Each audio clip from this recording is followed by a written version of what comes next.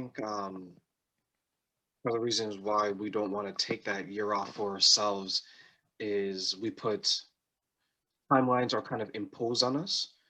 And Yeah, I'll elaborate on that and say that, see, you being a woman, right? I'm pretty sure you've probably heard that. Well, you know what? You need to have kids by, you need to be yes, married by, and as a man, I'm told that you need to have a career by, you need to find the yeah, person that you want to marry by, right? It's like we are told that from, because we're all, depending on where you live, 18, 19 seems to be when you become officially an adult. You can drink, you can do whatever it mhm, is you want. yeah, There's that understanding that your mind, your state of mind has changed versus when you're in your early teens.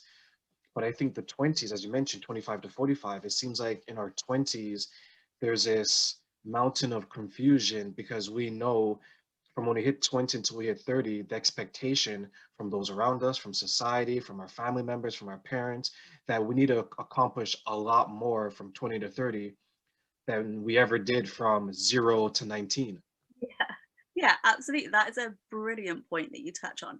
And it's so true. You don't really think about how what is expected of you in your 20s, 30s. And that's brilliant point because it is true that there is a lot of expectations. And we are told that our expectations are the truth, and we're told that our society should dictate how we look and how we behave and what paychecks we should get. And it's not the truth. And I want people to know that you get to decide where you work. You get to decide who you marry, whether you do marry or not.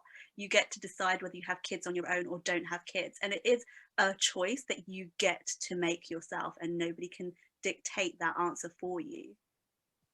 How's the experience on, and to continue that note, how's the experience dealing with women then? Because I think, because I know that's your primary area of expertise, that you're dealing with Yeah. women and you're coaching them. Like, do you have to deal with some of the expectations that are put onto them, as well as some of the expectations that they may put on themselves as you navigate them through their lives?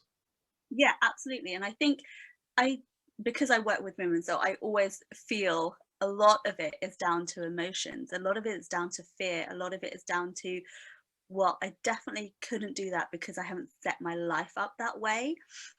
And I always talk about setting yourself up for success. And I think a lot of it is really owning the emotions that you have towards what you want to do in life. Because dreams are there for you to, like, as a guide, as like your end goal. They're not just dreams to like hold on to for the rest of your life. They're actually, that's what you want. You need to make a plan to go for it and achieve them.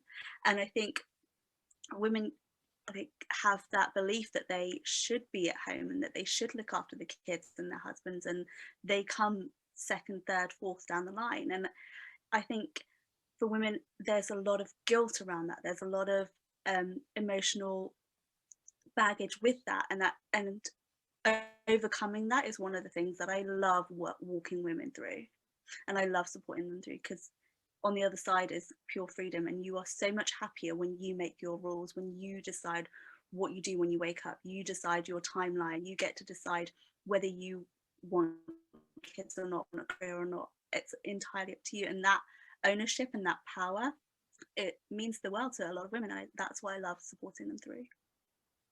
What kind of steps do you undertake with them to help them through that process? A lot of it is owning what you're telling yourself, so your inner voices.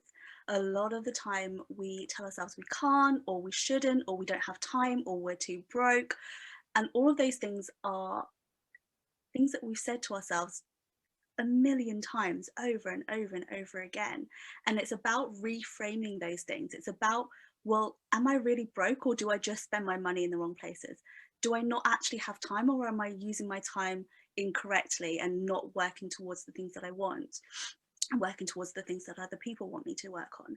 Do I really not have the capability or the mentality, or have I just not learned something new in so long I have no idea where to start? So it's just about really assessing what you're telling yourself and seeing those stories for what they are, and figuring out what you really want and how to get it, and working towards that more, as opposed, and letting those old stories and old voices in your head go.